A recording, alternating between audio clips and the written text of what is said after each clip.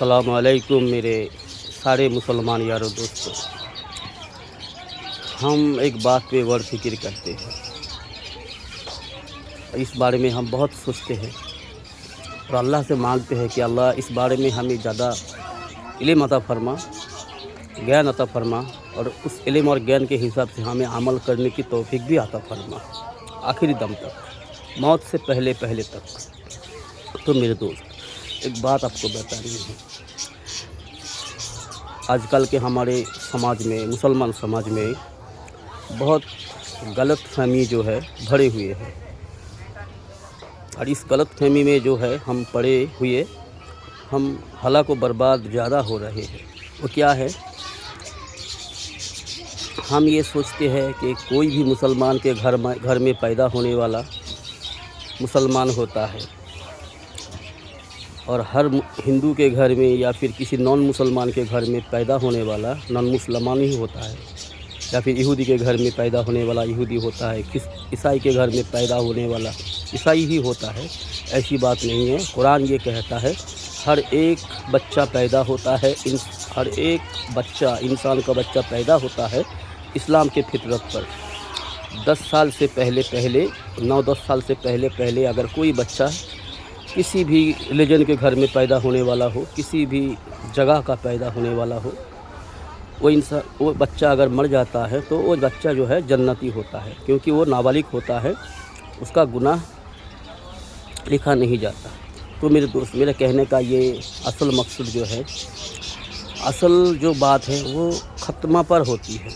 جو انسان اسلام پر مرتی ہے، ایمان پر مرتی ہے، اللہ کی راہوں پہ مرتی ہے، اللہ کی رضامندی کے راستے پر مرتی ہے، محمد صلی اللہ علیہ وسلم کی سنت پر چلتے چلتے مر جاتی ہے، وہ انسان مومن مسلمان کہلاتی ہے۔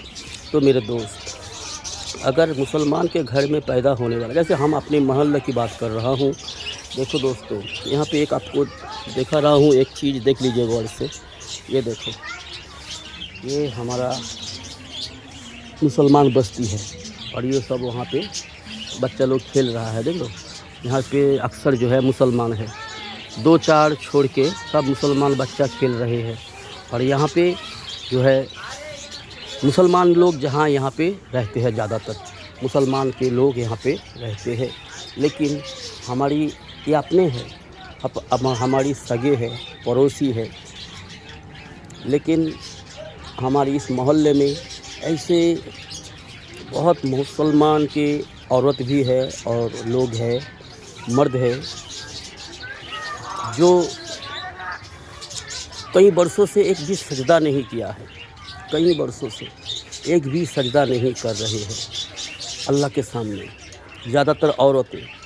تو ایسے لوگ جو 20-30 سال سے ایک بھی سجدہ نہیں کر رہے ہیں، اگر ایسے لوگ بھی مر جاتے ہیں تو اس کا بھی جنازہ پڑی جاتی ہے، اس کو بھی دفنایا جاتا ہے، لیکن حدیث میں یہ آتا ہے ایسے لوگ جو 20-30 سال سے ایک بھی اللہ کے سامنے سجدہ نہیں کرتا ہے، وہ مسلمان نہیں رہتا۔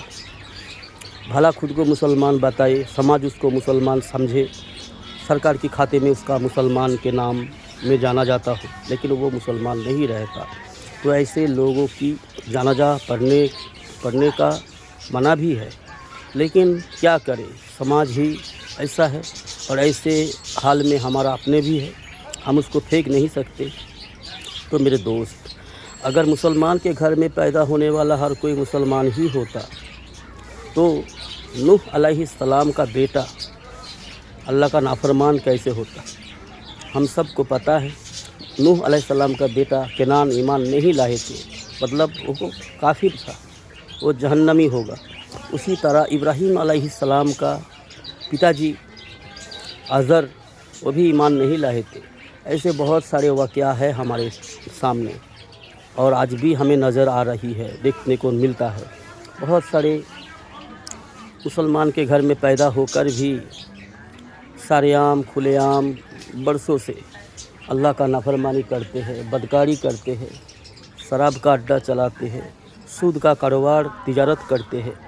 تو میرے دوست، اور یہ بھی ہم دیکھ رہے ہیں، یہ بھی ہمیں نظر آتی ہے، اور یہ اتہاس میں ملتا ہے. بہت سارے غیر مسلمان کے گھر میں پیدا ہونے والا آج کل کے دور میں بہت زیادہ، کیونکہ انٹرنیٹ کا زمانہ ہے اور اسکول کالج یونیورسٹی بہت زیادہ ہو چکا ہے.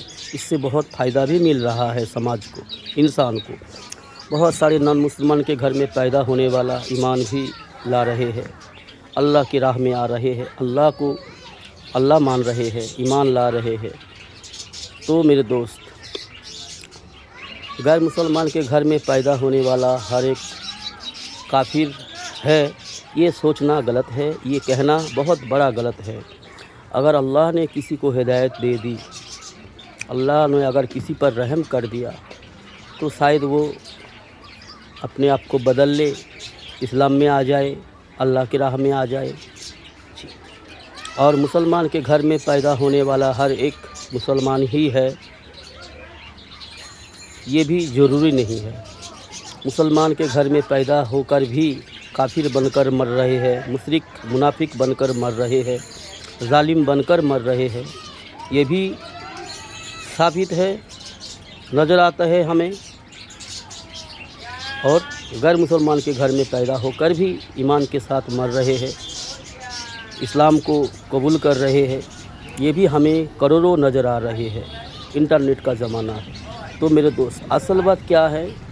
ختمہ بالخیر کا. ختمہ جس طرح ہوگا،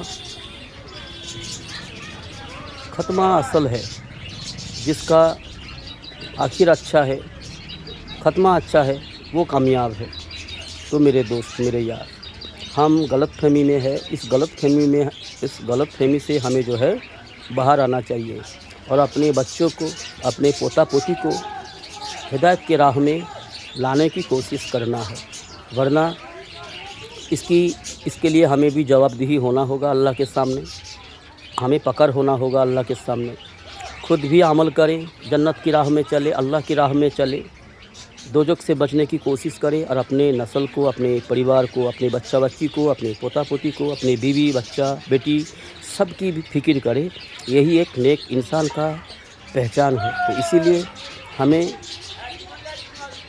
سوچنا چاہیے، محنت کرنا چاہیے اور اللہ سے مدد مانگنا چاہیے. ٹھیک ہے میرے یارو؟ تو میرے یارو، اگر ہماری بات میں کوئی غلط ہوا تو معاف کر دیجیے گا. اگر صحیح لگا آپ کو تو عمل کریے گا اور لوگوں میں، اپنے دوستوں میں، رشتہ داروں میں شیئر کر دیجیے گا. ٹھیک ہے؟ السلام علیکم دوستوں.